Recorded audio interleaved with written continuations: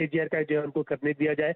तो उसको लेकर के सुप्रीम कोर्ट की अभी जो टिप्पणी आई है, सुप्रीम कोर्ट ने कहा कि हमने 2 बार नहीं, हमने 3 बार कहा था कि रिकैलकुलेशन जो है वो नहीं होगा।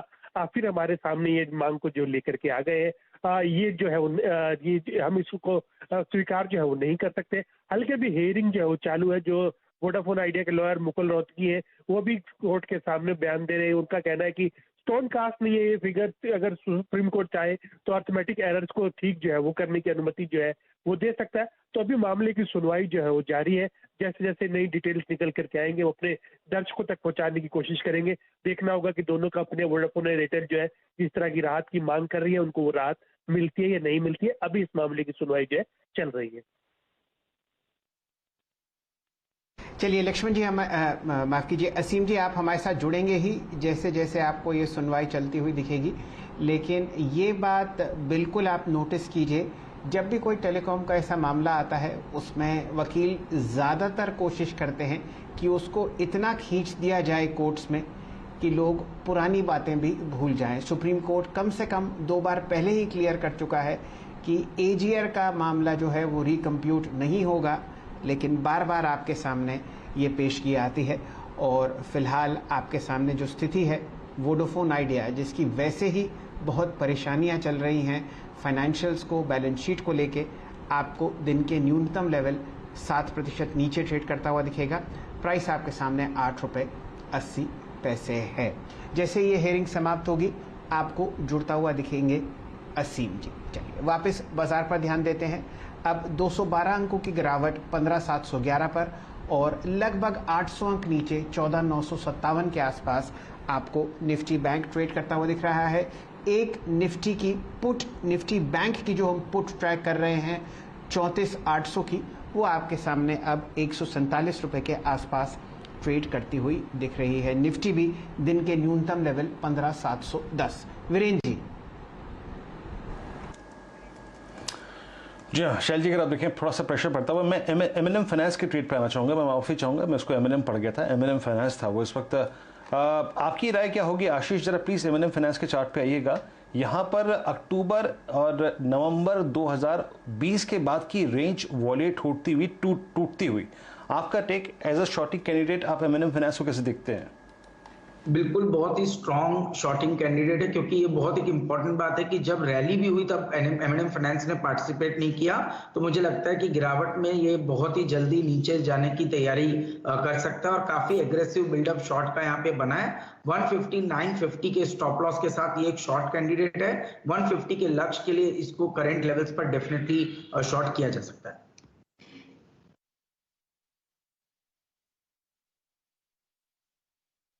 चलिए आपके सामने फिलहाल एमएमएन फाइनेंशियल्स पर इस तरीके का व्यू आता हुआ स्क्रीन पर। 206 अंक नीचे 15,717 पर आपको निफ्टी चलता हुआ दिख रहा है। 780 अंक का लाल निशान 34,973। यहाँ पर जोते हैं चंदन जी से। चंदन जी, वो जो हम लोगों ने इतनी सारी long calls happiest minds, BSE, CDSL पर ट्रैक करी थी, वहाँ पर अब उन खुशनसीब ट्रेडर्स को क्या करना चाहिए जो वो कॉल्स लेके बैठे हुए हैं? एक बार सबके सुकून के लिए ये तीनों कॉल्स आप रिव्यू कर दीजिए। बीएसई फिलहाल आपके सामने चलता हुआ दिख रहा है, आपके सामने बहुत 1343 रुपये के आसपास। आपके सामने बढ़िया मोमेंटम हैप्पीएस्ट माइंड्स में है। मैंने दिन का उच्चतम लेवल देखा 1540 और सीडीएसएल में भी आज आपने फ्रेश रिकॉर्ड लगते हुए देखा इसी प्राइस के आसपास। क्या कीजिएगा? जी देखिए सेल जी, सबसे पहले हैप्पीएस्ट माइंड की बात करें तो हम यहाँ पे 1400 के मेजर सपोर्ट की बात कर रहे थे कि उस तरफ आएगा और उसके बाद में नया मूव स्टार्ट होगा। आज इसने पैनिक में 1420 का लो बनाया। मेरा मानना है कि 1400 का एक मेजर सपोर्ट रहेगा। किसी के पास पोजीशन है वो 1400 को ट्रेल रखे, किसी को नहीं भी लेनी है तो कोई भी डिप आए तो 1400 पे ले। और अब जो नेक्स्ट टारगेट बन रहा है वो लगभग आपको 1700 साढ़े 1700 की तरफ बनना चाहिए। याद रखें किसी की पोजीशन है और ऑलरेडी 15-20% का गेन बन रहा है तो थोड़ी बहुत मुनाफा वसूल करके 1400 को ट्रेलिंग करे। बाजार में एक सिस्टमेटिक वे से काम करना हमेशा समझदारी रहती, बट ओवरऑल 1700 साढ़े 1700 तक के लेवल हैप्पीएस्ट माइंड में बनने चाहिए। अब आप सीडीएसएल की बात करें तो सीडीएसएल में भी आज एक बड़े स्विंग देखने को मिले। 1345-50 के लेवल से ये 1580 तक के जोन को शिफ्ट हुआ है, तो मेजर ट्रेंड तो पॉजिटिव है।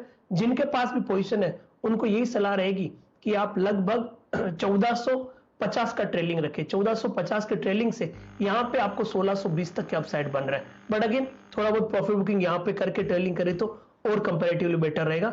बीएससी है, इसमें अभी तक पॉजिटिव मोमेंटम लग रहा है। मेरे हिसाब से आपके पास यदि पोजीशन है तो बिल्कुल बने रहना चाहिए। 1295 के स्टॉप लॉस से 1500 के टारगेट बीएससी में बनने चाहिए। ये आपके सामने फिलहाल सीडीएसएल पर और हैप्पीएस्ट माइंड्स और बीएससी पर रिव्यू करते हुए इन कॉल्स के जनक चंदन तपड़िया साहब। डायरेक्टर साहब, लेंगे एक छोटा सा ब्रेक, पर ब्रेक पे जाने से पहले आपको दिखा देते हैं एक ऐसी चीज़ जो भारतीय बाजार को खुश करेगी, वो है ब्रेंट ऑयल फ्यूचर्स। अब आपके सामने $72 यानी कि $71.76 पर ब्रेंट ट्रेड करता हुआ दिखेगा। लगातार 4 दिन से यहाँ पर बिकवाली। आपके सामने प्राइस 10 जून के आपको स्क्रीन पर आते हुए दिख रहे हैं। 1 महीने 10 दिन का लोएस्ट लेवल फिलहाल ब्रेंट पर आता हुआ दिख रहा है। नाइमैक्स 70 के नीचे और एमसीएक्स क्रूड आपको 5250 के नीचे ट्रेड करता हुआ दिखाएगा। लेंगे एक छोटा सा ब्रेक। ब्रेक के बाद आपके लिए डीलिंग रूम्स, संजीव भसीन साहब, बीटीएसटी और एक से एक बढ़िया स्टॉक एक्शन मिलेगा। जुड़ते हैं सिर्फ और सिर्फ 1 मिनट में।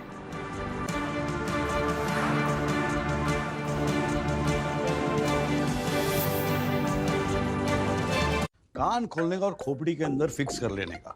एको ऐप पे 0 कमीशन पर कार इंश्योरेंस मिलता है, तब भी तो प्रीमियम झकास होता है। क्या बात है। डाउनलोड एको नाउ। पहली चाल, शानदार रणनीति, बदलेगी आपकी किस्मत। मार्केट की हर बाजी होगी आपकी, जब तैयारी होगी पूरी। देखिए पहला सौदा सिर्फ सीएनबीसी आवाज पर। Presented by Acko Insurance. Download Acko app now. Co-powered by Century Ply. आग से बचाए। कान खोलने का और खोपड़ी के अंदर फिक्स कर लेने का। एको ऐप पे 0 कमीशन पर कार इंश्योरेंस मिलता है, तब भी तो प्रीमियम झकास होता है। क्या बात है। Download Acko now. सीधा सौदा में आप सबका स्वागत है। हर सुबह कीजिए शानदार शुरुआत। मुझे खरीदारी करनी चाहिए क्योंकि ये एक ऐसा पॉकेट है जहाँ पे कोरोना का बहुत ज्यादा असर नहीं पड़ रहा है।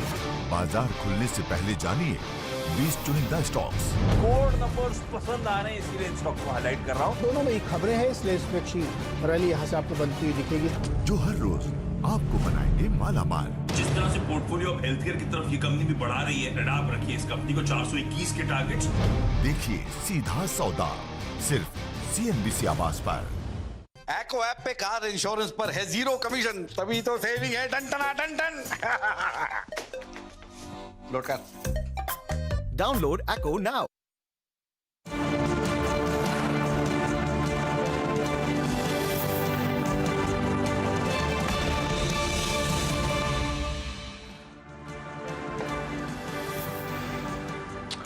कमाई का अड्डा में आप सभी का फिर से स्वागत है। इंडिसेस लेके आइए 35,034 निफ्टी का स्तर, निफ्टी बैंक का स्तर यहाँ पर। निफ्टी हल्का सा पुल बैक देखिए 15,739। मॉर्निंग जो डिप था इनिशियली उस लेवल तक फिर आ चुका है। और निफ्टी बैंक के लास्ट के अगर आप देखें 20 मिनटों की बार को स्पॉन्सर किया है आईसीआईसीआई बैंक, जो कि डे हाई की ट्रैजेक्टरी में आकर ट्रेड कर रहा है।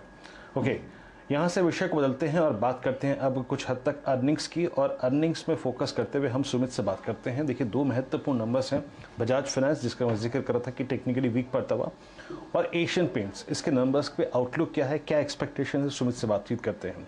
Sumit, good afternoon. और इन दोनों को लेकर नंबर्स को एक्सपेक्टेशन क्या है Sumit, and specially Bajaj finance से शुरू करते हैं, यहाँ पर क्या एक्सपेक्टेशन है? देखिए, बजाज फाइनेंस के नंबर्स की बात की जाए तो एनआईएफ फ्रंट पे करीब 4,339 करोड़ रुपए के एक आंकड़े का अनुमान लगाया जा रहा है, जो कि रफली वाई बेसिस पर बढ़ेगा लो बेस की वजह से, लेकिन सीक्वेंशियल बेसिस पे गिरेगा 7% के आसपास। तो ज़्यादा रियलिस्टिक पिक्चर आपको सीक्वेंशियल बेसिस पे दिखाई पड़ेगी। मुनाफे फ्रंट पर भी आंकड़ा करीब 1446 करोड़ रुपये रहेगा, जो वाई बेसिस पे तो 50% बढ़ेगा, लेकिन सीक्वेंशियल बेसिस पे बिल्कुल फ्लैट रहेगा, आधे से 1% के आसपास बढ़ने का अनुमान लगाया जा रहा है। देखिए, अब तक जो डिटेल हमारे पास है वो ये कि AUM करीब 15% बढ़ने का अनुमान है। नई लोन बुक 5 लाख करोड़ रुपए के आसपास रहेगी, और ट्रेंड भी थोड़ा सा जो लोन बुक के स्ट्रक्चर को लेकर है वो सीक्वेंशियल बेसिस पे टूटने का अनुमान है। ये सब डिटेल्स पहले दी जा चुकी हैं। जो अनुमान लगाया जा रहा है कि शायद सीक्वेंशियली NIMs थोड़े से गिरते हुए दिखाई पड़े, और NII का आंकड़ा भी थोड़ा सा कमज़ोर शायद आता हुआ दिखाई पड़े इस तिमाही के अंदर। असेट क्वालिटी का और प्रोविज़न का आंकड़ा ये बाजार कीनली वॉच करेगा, खासतौर से HDFC के नंबर्स के बाद अब यहाँ पर भी थोड़ा कंसर्न बाजार को लग रहा है, तो इसलिए ये एक आंकड़ा रहेगा जो बाजार बहुत कीनली वॉच करेगा। और दूसरा फ्यूचर आउटलुक को लेकर और आने वाले समय में जो अनलॉक का इम्पैक्ट है, अब वो कितना कंपनी के वापस कारोबार में आता दिखाई पड़ रहा है, कितना प्री कोविड लेवल्स के आसपास पहुंची, ये कुछ चीज़ें हैं जिनको बाजार कीनली वॉच करेगा बजाज फाइनेंस के केस में। अच्छा, एशियन पेंट्स के केस में बहुत बढ़िया नंबर YOY बेसिस पे आपको दिखाई पड़ेंगे, क्योंकि बहुत ही छोटा बेस था तो उसके सामने आंकड़ा आएगा। तो कुछ हद तक 90% इनका रेवेन्यू बढ़ने का अनुमान है, 128% EBITDA और करीब 2.5 गुना मुनाफा बढ़ने का अनुमान है। लेकिन अगर रियलिस्टिक देखा जाए तो सीक्वेंशियल बेसिस पे मुनाफा 870 करोड़ से टूट के 700 करोड़ रुपये आएगा, आय करीब 6,600 करोड़ से घटकर 5,500 करोड़ रुपये आएगी और EBITDA भी 1,318 करोड़ से घटकर 1,100 करोड़ के आसपास। तो सिक्वेंशियली नंबर थोड़े से टूटने का अनुमान इस क्वार्टर में लगाया जा रहा है। एक प्राइस हाइक कंपनी ने 3% के आसपास का लिया था मई में, वो थोड़ा सा इम्पैक्ट इस क्वार्टर के नंबर्स के अंदर भी करता हुआ दिखाई पड़ेगा। लेकिन हाँ, रिसेंटली मैनेजमेंट ने ये बयान दिया था कि जो इनपुट कॉस्ट है वो पीक आउट हो चुकी है Q1 के नंबर्स के बाद, तो बाजार ये मान के चल रहा है कि इस बार थोड़ी बढ़कर आएगी, लेकिन आगे चल के वो ईज आउट हो जाएगी। एक्सपेंडिचर बढ़कर आएगा इनका एडवर्टीजमेंट का, जो कुछ हद तक छोटे बेस का इफेक्ट जो है वो खत्म करता हुआ दिखाई पड़ेगा। लेकिन ओवरऑल दोनों ही कंपनियों के केस में YOY बेसिस पे लो बेस का बड़ा बेनिफिट और सीक्वेंशियल बेसिस पे कमजोर नतीजे देखने को मिल सकते हैं। ओके, तो आपने ये दोनों नंबर्स की एक्सपेक्टेशन सुनी सुमित से, एशियन पेंट्स और बजाज फाइनेंस। आशीष माहेश्वरी साहब, आपको NBFCs में एक डिप मिल रहा है, चाहे वो HDFC हो चाहे वो बजाज फाइनेंस हो, आपकी अप्रोच क्या होगी बजाज फाइनेंस पर? आप बायर हैं इस डिप पर? अभी अगर आप देखें 10 दिन पहले इसने अपना ऑल टाइम हाई क्रिएट किया था, इस डिप को आप बाय करेंगे? बिल्कुल, इनफैक्ट 2 स्टॉक मुझे पसंद है जो इस स्पेस में, मेरा रहेगा बजाज फाइनेंस और पीरामल एंटरप्राइजेस।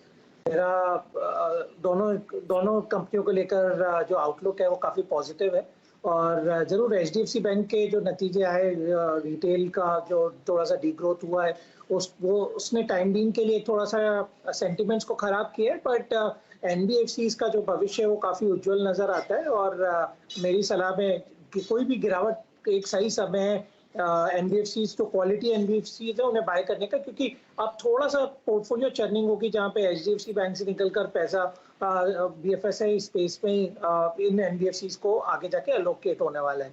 तो बिल्कुल बजाज फाइनेंस और पीरामल ये दोनों पे बाय की सलाह रहेगी। टिप पर आप इस्तेमाल कीजिए एक बढ़िया खरीदारी की, और बजाज फाइनेंस आपको मौका दे सकता है और तेज़ी का। ये राय आपको दे रहे हैं हमारे मित्र आशीष महेश्वरी साहब। डायरेक्टर साहब, ज़रा चार्ट लेके आइए भारत इलेक्ट्रॉनिक्स का। आज आप यहाँ पर एक शानदार मूव आते हुए देख रहे हैं, 186.65 प्राइस है, और इस पर ध्यान देना इसलिए ज़रूरी है क्योंकि 187.40 आपने पिछले हफ्ते आते हुए देखा, और इस काउंटर में जो हम ऑल टाइम हाई ट्रैक कर रहे हैं वो है लगभग 193.40 की। अगर इस बाजार में आपको कोई काउंटर इस लेवल की तेज़ी दिखा रहा है तो यहाँ पर आपको ध्यान देना है पोजिशनली लॉन्ग साइड पर। चंदन तपड़िया साहब से जुड़ेंगे। चंदन जी, BEL पर आपकी रणनीति पोजिशनली? जी, BEL देखिए, इस स्टॉक पे लगभग 12 दिनों के बाद कंसोलिडेशन ब्रेकआउट हुआ है और डेरिवेटिव्स डेटा में लगभग 6-7% के ओपन इंटरेस्ट हुए हैं। हम इसके लाइफ टाइम हाई को देखें तो 193 के आसपास है और अब ये लाइफ टाइम हाई की टेरिटरी में जाने के लिए तैयार हो रहा है। आज से लगभग 6-7 दिन पहले इसने 187.40 के हाई बनाए, आज भी 187.75 के हाई बनाए, तो कहीं ना कहीं उन इमीडिएट हर्डल को सरपास करके न्यू हाई टेरिटरी में एंटर होने के लिए तैयार हो रहा है। तो उस लिहाज से एक पॉजिटिव बायस इस काउंटर में है। 181 के आसपास का सपोर्ट रहेगा, आपको 103 में और 200 तक के लेवल BEL में बनने चाहिए। ओके, आपको याद होगा सुबह सुबह हमने इसका ट्रेड लिया था आज ठीक अगर आप देखें 9:37 पे हमने BEL की कॉल ली थी 185 की। याद रखिए 3 रुपये 60 पैसे पे वो कॉल ली थी और दोगुनी हो गई वो कॉल 7 रुपये की। अपोलो हॉस्पिटल्स की वो कॉल अगर आप देखें 45 रुपये की 92 रुपये हो गई थी। ICICI बैंक इस वक्त अच्छा करता हुआ। आशीष, मैं आपसे एक प्रश्न पूछना चाहूँगा प्रीएम्प्ट करते हुए। आज आपने सीमेंट का OI एडिशन देखा? मैं सुबह से उस पर फोकस कर रहा था। 2 कॉल रखिएगा स्क्रीन पर, एक रखिएगा अंबुजा की कॉल प्लीज एक बार, और अल्ट्राटेक सीमेंट की 7400 की कॉल।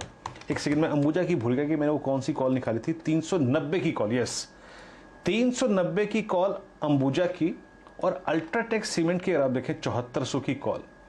ये आज सुबह सुबह 7365 का हाई लगा के आया, उसके बाद बाजार के साथ डिप आया था। लेकिन जिस प्रकार का ओ एडिशन है, आउट ऑफ मनी कॉल्स में एडिशन है, पहले अल्ट्राटेक सीमेंट की कॉल पे 7400 की ये ट्रेड कर रही है करीब करीब 100 रुपए के आसपास। आशीष, आपका टेक क्या होगा? प्रीएम्प्ट कर रहा हूं मैं यहाँ पे 97 रुपए के आस इनफैक्ट। कैसे अप्रोच करेंगे आप इस ट्रेड को? बिल्कुल, देखिए जो सेक्टर इस तरह की मार्केट की वीकनेस के अंदर में भी अपने ऑल टाइम हाई पे खड़ा हो और 52 वीक हाई नए बना रहा हो, तो ये क्लियर एक ट्रेंड है कि वहां पर स्ट्रेंथ सबसे अच्छी देखने को नजर आ रही है। और ये फैक्ट है कि पूरा स्पेस आप देखिए, चाहे अल्ट्राटेक सीमेंट, एसीसी, अंबुजा या कैश मार्केट में जेके लक्ष्मी सीमेंट, सभी में बहुत ही अच्छी तरह की